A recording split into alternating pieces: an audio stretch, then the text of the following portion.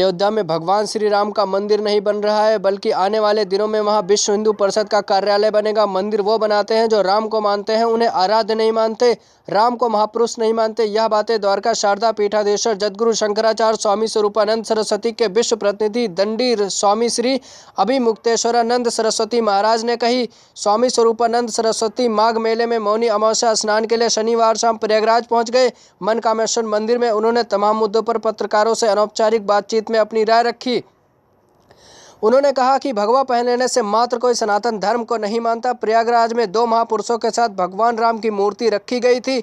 भगवान राम महापुरुष नहीं, भगवान है। शंकराचार्य स्वामी स्वरूपानंद ने श्री राम जन्मभूमि तीर्थ क्षेत्र ट्रस्ट के गठन पर भी सवाल उठाया। उन्होंने कहा कि इसमें एक भी व्यक्ति ऐसा नहीं है जो प्राण प्रतिष्ठा कर सके। हमने जो ट्रस्ट बनाई थी उसमें हिंदू के प्रतिनिधि थे। इसमें शंकराचार्य के अलावा रामानंदाचार्य व अखाड़ों के सदस्य थे, लेकिन वर्तमान ट्रस्ट में ऐसे लोगों को रखा गया जो प्राण प्रतिष्ठा क्या कराएंगे। हमारा लक्ष्य था कि वो आराधना का स्थल बने, ना कि वहाँ पर आंदोलन की बातों को लिखा जाए। शंकराचार्य ने धन संग्रह पर भी सवाल उठाया। कहा कि ये लोग पैसे लेते हैं लेकिन इसका हिसाब नहीं देते। सोने की ईंट का पैसा जो लिया गया था, इसका हिसाब कहाँ पर है। जी, आज आप प्रेस वार्ता कर रहे हैं, उसका मेन उद्देश्य क्या है और किस आपदा को लेकर जो आपने बोला है कि महाउत्सव नहीं होगा, क्या है इसका पूरा? देखिए, जब कोई उत्तम अवसर हमारे जीवन में आता है तो हम लोग उसका उत्सव मनाते हैं। परम पूज्य जगतगुरु शंकराचार्य ज्योतिष पीठाधीश्वर स्वामी स्वरूपानंद सरस्वती जी महाराज के ज्योतिष पीठ के शंकराचार्य के रूप में अभिषिक्त होने के 50 वर्ष पूरे होने जा रहे हैं। उसके उपलक्ष्य में पूरे देश में स्वर्ण ज्योति महामहोत्सव मनाया जा रहा है, जिसका चतुर्थ उत्सव प्रयाग में 8 फरवरी कल को होना था। लेकिन आज ही सूचना मिली है कि उत्तराखंड में धौली गंगा के ऊपर किसी बांध में विस्फोट हुआ है, जिसके कारण धन और जन की क्षति हुई है, जिसके कारण मन दुखी हो गया सबका। तो हम लोगों ने कल का कार्यक्रम स्थगित किया है। यही सूचना अभी फिलहाल देनी है। महाराज जी, जिस तरह से राम जन्मभूमि को लेकर के जो हो रहा है, महाराज जी का बयान भी आया है, क्या कहेंगे उसको लेकर के? राम जन्मभूमि में क्या हो रहा है? यानी ये मंदिर केवल राजनीति ही तो हो रही है। और ये बताइए कि 500 सालों तक राम जन्मभूमि का रक्त रंजित इतिहास लड़ा गया। ये सब लोग कहते हैं कि 500 सालों के बाद हमको जीत मिली। 500 सालों की लड़ाई विश्व हिंदू परिषद ने लड़ी थी, अब उसको तो अभी 100 साल भी नहीं हुए। राष्ट्रीय स्वयंसेवक संघ ने लड़ी, उसको भी 100 साल नहीं हुए। भारतीय जनता पार्टी, वो तो अभी जवान भी नहीं हुई है उस दृष्टि से देखा जाए। ये सब तो अभी थोड़े दिनों के लोग हैं। तो ये बताइए, 500 साल तक राम जन्मभूमि का रक्त रंजित इतिहास आखिर हुआ किसके कारण से? सनातन धर्मियों के कारण। तो उन सनातन धर्मियों का प्रतिनिधित्व आज क्यों वहाँ से हटा दिया गया है? क्यों शंकराचार्यों को यह अवसर नहीं मिला? क्यों रामानंदाचार्य, वल्लभाचार्य, निम्बारकाचार्य, मध्वाचार्य और इसी तरह के दूसरे, क्यों 13 अखाड़ों के प्रमुखों को उसमें स्थान नहीं दिया गया? सनातन धर्म के जो स्वाभाविक धार्मिक नेता हैं, धर्माचार्य, उनको जगह न दे करके विश्व हिंदू परिषद, भाजपा और राष्ट्रीय स्वयंसेवक संघ के कार्यकर्ताओं को ही आग्रहपूर्वक क्यों उसमें रखा गया है? और उन्हीं के माध्यम से चंदा किया जा रहा है, वही सब निर्णय ले रहे हैं। कोई ऐसी योजना नहीं बनी कि धर्माचार्यों से कुछ राय मशवरा ही ले लिया जाए। तो आखिर वहाँ पर धर्माचार्यों की उपेक्षा हो रही है। क्या धर्माचार्यों की उपेक्षा करके धर्मस्थान का निर्माण हो सकता है? तो स्वाभाविक है कि राजनीति हो रही है। वहाँ पर संघ का कार्यालय बनाया जा रहा है। और सबसे बड़ी आपत्ति की बात यह है कि संघ के जो प्रमुख हैं इस समय, मोहन भागवत जी, उन्होंने सार्वजनिक वक्तव्य में ये कहा है कि राम हमारे पूर्वज थे, हम उनका एक स्मारक वहाँ बनाना चाहते हैं। तो आप बताइए, भगवान का स्मारक बनता है? स्मारक तो उसका बनता है जो मर जाता है। तो राम मर गए हैं, वो मरे हुए लोग हैं कि उनका स्मारक आप बनाएंगे? तो ये तो मंदिर वो बनाता है जो राम को भगवान मानता है, तो वो भगवान राम का मंदिर बनाएगा। जो उनको मनुष्य मानता है, उनका स्मारक बनाने की बात करता है, वो मंदिर कैसे बनाएगा? और संघ के ही लोग उसमें प्रमुख रूप से हैं, तो स्वाभाविक है कि वहाँ स्मारक बना रहे हैं, मंदिर नहीं बना रहे हैं।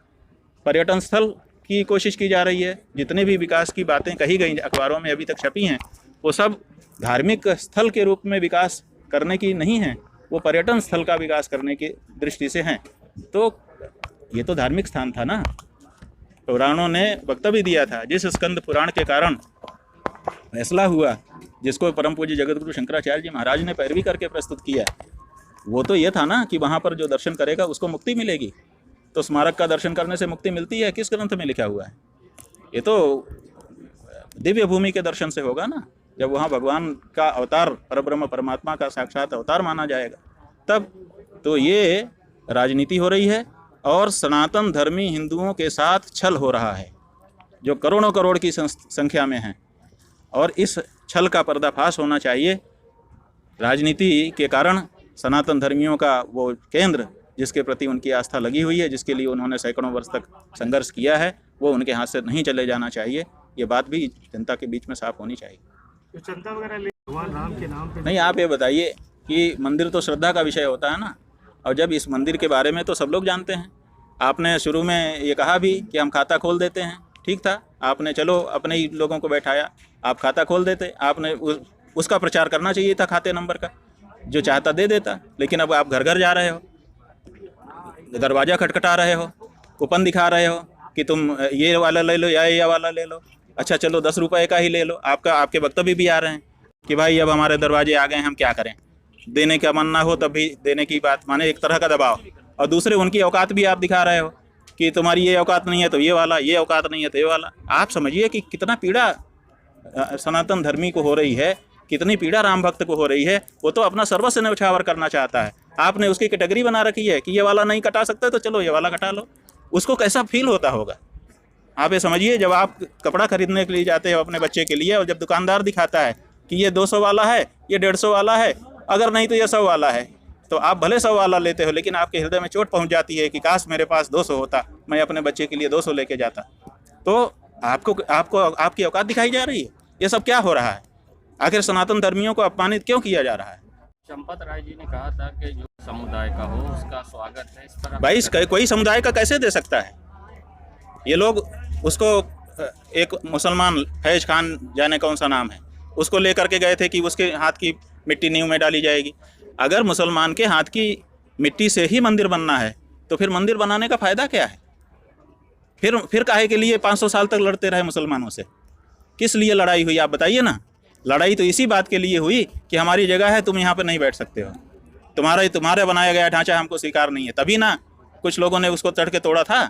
आप लोग उसको जस्टिफाई करते हो, जो गुंडागर्दी हुई थी उसको जस्टिफाई किस कारण से करते हैं कि हमारे हृदय में चुभ रहा था, हमने उसको हटा दिया। ऐसे कहकर ही तो जस्टिफाई आप करते हो। क्यों चुभ रहा था तुम्हारे मन में? बिल्डिंग ही तो थी। ये हम लोग ये कहते थे कि ये मस्जिद नहीं है, ये मंदिर है। बाबर ने, इन लोगों ने नारा लगाया, तेल लगाओ डाबर का, नाम मिटाओ बाबर का, ठीक है, जिसके कारण पूरे देश में ये संदेश गया कि ये बाबर की मस्जिद है। बाबरी मस्जिद कहा जाने लगा। परम पूज्य जगत गुरु शंकराचार्य जी महाराज ने कोर्ट में कहा कि बाबर ने इसको नहीं बनाया। सुन्नी सेंट्रल वक्फ बोर्ड का केस ही यही था कि बाबर शहंशाह था, उसने मंदिर तोड़ करके मस्जिद बना दिया। शहंशाह जो करता है वो गैर कानूनी नहीं होता, इसलिए ये कानूनन वैध है, ये अवैध नहीं है, इसलिए इसको हटाया नहीं जा सकता। और इन लोगों ने इसी को हाँ कह दिया कि हाँ बाबर ने तोड़ा। जगत गुरु शंकराचार्य जी ने कहा कि नहीं, बाबर ने नहीं तोड़ा, और कोर्ट में इसको सिद्ध भी कर दिया। हाई कोर्ट का जो फैसला हुआ उसमें ये साफ लिखा हुआ है कि ये सिद्ध हो गया कि बाबर ने वहाँ पर ना तो स्वयं ना तो मीर बांकी के द्वारा कोई मंदिर तोड़ा। बाद में औरंगजेब के समय कुछ ऐसा हुआ हो तो कह नहीं जा सकते हैं, लेकिन बाबर के समय में नहीं हुआ। शंकराचार्य जी ने यह प्रूव कर दिया कि यह बाबर के द्वारा तोड़ी गई बात नहीं थी, वहाँ किसी मंदिर को तोड़ा नहीं गया, तो बाबरी नहीं रहा। पहले इन्होंने बाबर का उसको सिद्ध करना चाहा। क्यों सिद्ध करना चाहा? तो शंकराचार्य जी ने सिद्ध कर दिया। सुप्रीम कोर्ट ने जो फैसला किया है, सुप्रीम कोर्ट ने इस प्रश्न को बचा दिया। उन्होंने कहा कि साहब ये कहा गया है कि बाबर ने नहीं तोड़ा हाई कोर्ट में, लेकिन यहाँ पर ये विश्व हिंदू परिषद के लोग, ये इन्होंने चूँकि स्वीकार कर लिया है कि बाबर ने तोड़ा, इसलिए जब एक हिंदू पक्ष मानता है तो हम क्यों बोले, ऐसा कह के उन्होंने इनकी बात को कह के आगे बढ़ गए। तो आपने उसको हटाया क्योंकि आपके मन में चुभता था वो निर्माण, जबकि वो मंदिर था, उसमें परिक्रमा थी, उसमें वजू का कुआं नहीं था, उसमें मीनार नहीं थी, और दूसरे बहुत से ऐसे चिन्ह थे जो मस्जिद नहीं मंदिर सिद्ध करते थे। हम लोगों ने 35 प्रमाण सिद्ध कोर्ट में रखे थे कि ये मंदिर है, मस्जिद नहीं है। तो वो तो मंदिर था, उसको आपने मस्जिद मान लिया, और बाबर का नाम जोड़ने मात्र से आपके मन में बड़ी पीड़ा हो रही थी। तेल लगाओ डाबर का, नाम मिटाओ बाबर का नाम नहीं सह पा रहे थे आप वही लोग हो। किसको क्या कहें हम? दो मुहा कहें कि दोगला कहें कि क्या कहें? आप बताओ। आप कहोगे गाली देता है महात्मा होके, गुस्सा होता है, लेकिन आप बताइए, यही लोग हैं ना जिनको बाबर का नाम स्वीकार नहीं था, अब इनको मुसलमान का पैसा भी स्वीकार है, मुसलमान के हाथ की मिट्टी भी स्वीकार है। क्यों? मंदिर में मुसलमान का क्या काम है? जो मानता ही नहीं है कि देवत्व वहाँ पर प्रतिष्ठित है, उसके किसी भी सहयोग को वहाँ कैसे स्वीकार किया जा सकता है? और अगर मुसलमान ही मंदिर बना रहा है तो वो कहेगा आगे चल करके कि देखो हमने इसमें चंदा दिया है, हमारा भी हक है, हम भी यहाँ पर नमाज पढ़ेंगे। अभी तो वृंदावन के एक मंदिर में 2 लड़कों ने नमाज पढ़ ली तो आप लोगों ने उसको उठा दिया, पूरे देश में दिखा दिया कि साहब मंदिर में नमाज कैसे हो रही है, जान इंक्वायरी शुरू हो गई। यहाँ पर तो वैध हो जा रहा है कि हमने नींव में मिट्टी डाली है, हमने चंदा दिया है, हमने ये किया है, हम कार सेवा करेंगे। जब उनका शुरू होगा जाके खंबा खड़ा करेगा, फोटो खिंचवाएगा, फिर वहाँ पर नमाज पढ़ी जाएगी, आप रोक पाओगे? तो क्या नमाज पढ़ने के लिए हम मंदिर बनवा रहे हैं? ये राजनीति होगी इस देश में धर्म स्थानों के साथ? धर्मनिरपेक्ष सरकारें मंदिरों में घुस करके मंदिर की व्यवस्था अपने हाथ में ले रही है। सुप्रीम कोर्ट कमेंट कर रहा है कि धर्मनिरपेक्ष सरकारों का मंदिर में क्या काम। होते हो 20 करोड़ हो जाओ, लेकिन इस देश में 97 करोड़ हिंदू है पिछली जनगणना के आधार पर। तो 97 करोड़ में से 20 करोड़ अगर हम निकाल भी दें तो 77 करोड़ कौन है? वो हम हैं, सनातन धर्मी। हम 77 करोड़ सनातन धर्मियों की आवाज को दबा रहे हो आप लोग, क्योंकि हम चुप रहते हैं, हम राजनीति में भाग नहीं लेते हैं। हम सोचते हैं कि क्या इस पचड़े में पड़ना है। केवल इतने मात्र से आप हमारी आवाज को दबा देंगे, आप हमारे धर्म स्थानों को भ्रष्ट करेंगे, आप मुसलमानों के हाथ की मिट्टी और मुसलमानों के चंदा से मंदिर बनवाएंगे। ये नहीं होने दिया जा सकता है, घोर अपराध है ये धर्म के प्रति किया गया अपराध, इसका जवाब आपको देना पड़ेगा। ऐसा नहीं हो सकता है। सनातन धर्मी राजनीति में नहीं जाता है, ठीक है, उसको वो पचड़ा मानता है, उसको वो भ्रष्टाचार का स्थान मानता है, लेकिन अपने मंदिरों की, अपने धर्म स्थानों की, अपने देवताओं की, अपने महात्म्य की सुरक्षा करने के लिए भी चुप रहेगा, ऐसा मत मानिए, वो खड़ा होगा।